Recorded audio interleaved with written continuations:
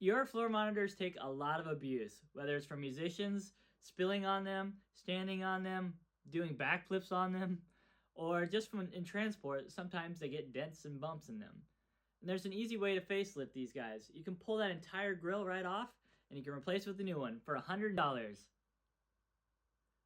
Or you can buy a can of spray paint for 10 bucks and do it this way. The monitors that we're going to be using today are from my friend who does way more gigs than I do, and these have seen some action on the front line. They're dented, they're rusted, they could use some TLC. I had some downtime, so I decided I would tackle this project, and I thought it would be fun to see if, with a little bit of effort, if I can really bring these speakers back to life. At first, I researched the project because a lot of speakers, you have the metal grill, and then behind it you have a mesh that's called a grill cloth.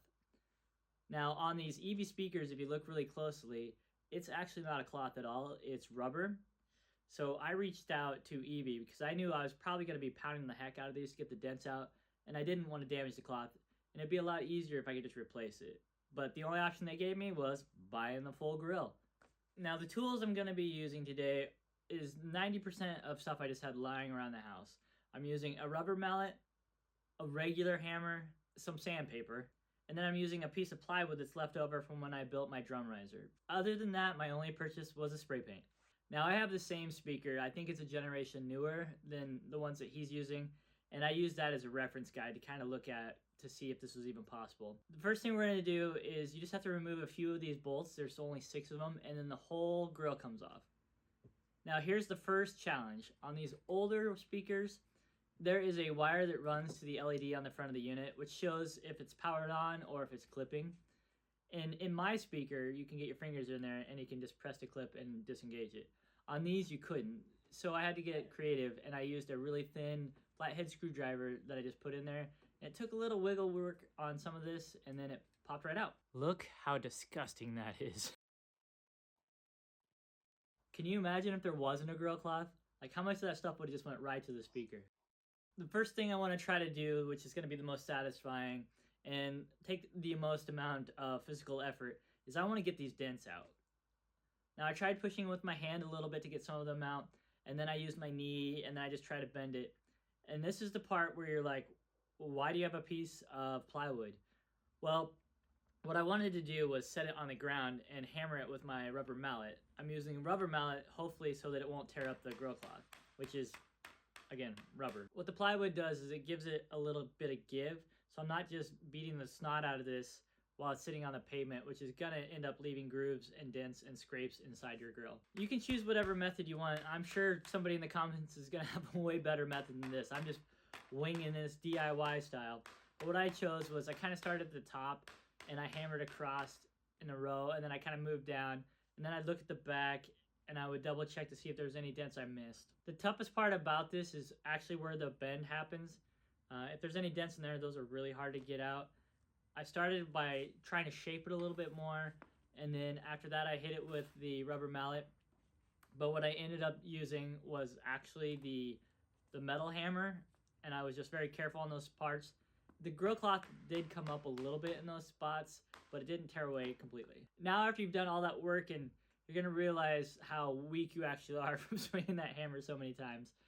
But good news is now all you have to do is sand the entire thing, which is also hard work. I could have used a power sander on this, probably would have done a much better job, but I was really doing this just to test to see if it would look nice.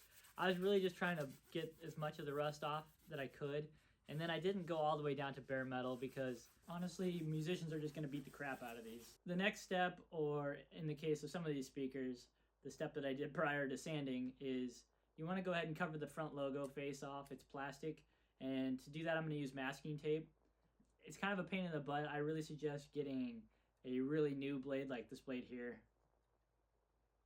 And then I use this tool to kind of press it down to get it to stick, because as you know, masking tape doesn't stick super well. That's kind of its whole deal. And then once you've got it all masked off, the logo part, there is one more thing. It's a really tiny oval shape, and that's the LED that shows if the speaker is powered on, or you can set it to show if it's clipping. And now that that's done, I just took a couple pieces of scrap cardboard I had lying around from some speakers, and I set up a backdrop and something on the floor so that I didn't paint black everywhere.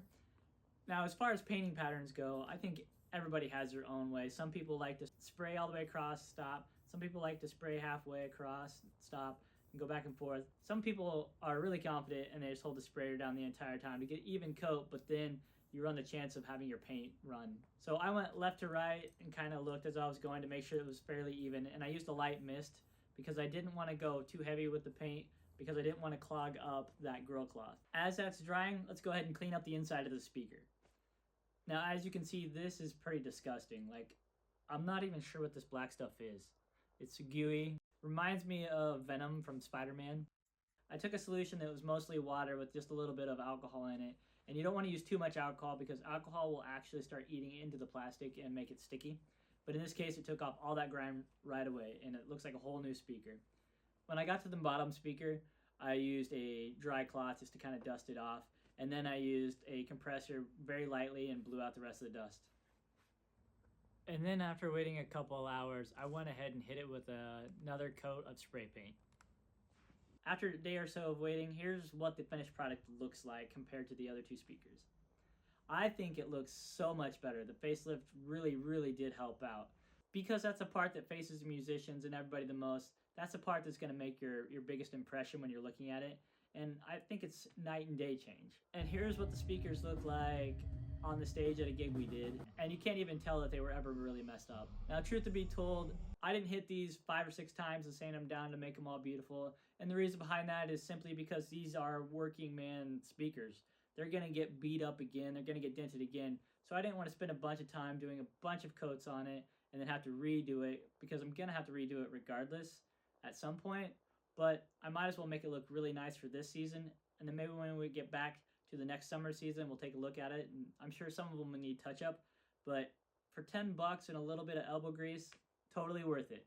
This entire project cost me under $20 because I didn't go all the way through 2 cans of spray paint. Now, if I had actually bought the new grills, I would have spent well over $400, and I think this is perfect for what we're doing. Thank you so much for joining me in this video. If you liked it, please like and subscribe. I'm trying to get this channel monetized, and then maybe I won't have to do all this work. I can just buy a brand new grill for my speakers.